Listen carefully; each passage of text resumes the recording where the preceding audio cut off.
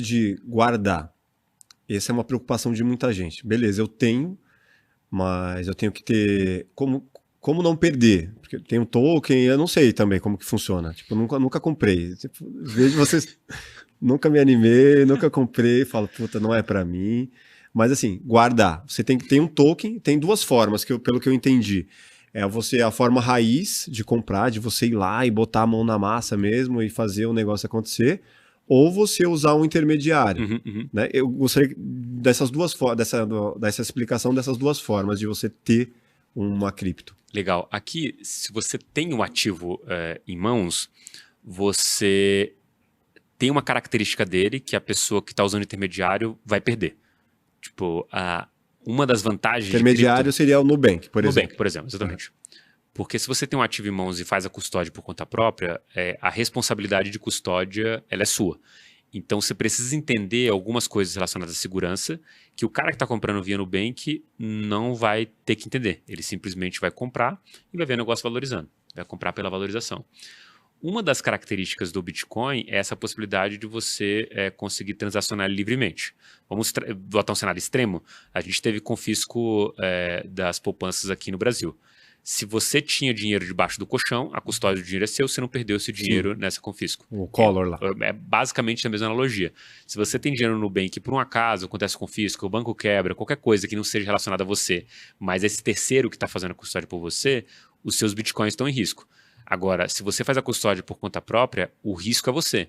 O banco pode nunca quebrar e você simplesmente perder os seus acessos. Porque você está falando alguém assim, te chegar com uma arma e falar, transfere tudo para mim. Exatamente. Existe também esse risco. O ponto é, na minha percepção, que olha para todas as possibilidades que você tem de custódia, tanto da custódia própria, em que você pode botar num pendrive, da custódia própria que você pode memorizar, da custódia própria que você pode botar num papel, que existem várias possibilidades aqui. Tudo se resume a uma senha. Tudo se resume a uma senha. Acho que o resumo é um pouco isso. Só que é uma senha que você pode escolher a senha para ter um pouco de segurança num dispositivo, mas o ideal, de fato, se você quiser ser totalmente livre, como o pessoal fala, é memorizar uma sequência de 12 ou 24 palavras que te dão acesso àquele dinheiro em qualquer lugar do mundo, com a internet. Tem duas telinhas que representem isso, que a gente possa simbolizar isso para as pessoas? Um, sei lá, o navegador do Nubank e o outro a forma raiz. A forma raiz seria uma MetaMask da vida.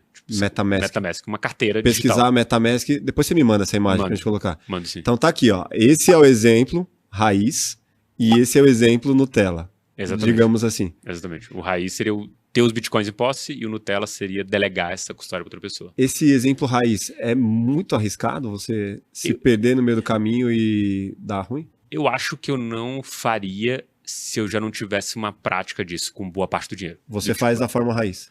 Eu tenho todo tipo de custódia. Porque eu acho que, não é que eu gosto de falar assim, é um cobertor curto. Não existe solução ótima que sirva para todo mundo. Vai ser sempre uma solução subótima. O que é bom para você talvez não seja bom para mim. Exemplo, se você é um cara que é desorganizado, que você às vezes não lembra a senha de uma coisa que você sempre usa, que você não consegue estudar sobre segurança daquilo, talvez seja muito arriscado ter grande parte do teu dinheiro em cripto custodiado com você. Agora, e da mesma forma, se você é um cara que tá fazendo o Bitcoin pela liberdade em si, quer ter esse gostinho, eu não abriria mão de ter custódia. De qualquer jeito, eu não abriria mão de fazer um teste com custódia. Exemplo, eu tenho, sei lá, R$1 milhão investido em cripto. Se você tem a possibilidade de ter 100 mil reais em custódia própria, eu não abro mão. Porque, só para entender. Só para entender. Porque o ponto é, num cenário extremo do mundo em que a gente está falando de uma catástrofe, seja por guerra, seja por confisco, qualquer coisa, essa característica do Bitcoin, ela vai ser a principal, não vai ser a valorização. Porque você está falando de um negócio que você vai ter no banco, que você botou R$1.000 e agora tem 1 milhão, o banco confiscou de você em algum cenário, e aí você tem R$100 do outro, investiu R$100 e agora tem 100 mil, aquele 1 milhão vale muito menos que 100 mil, porque o 100 mil está na tua mão.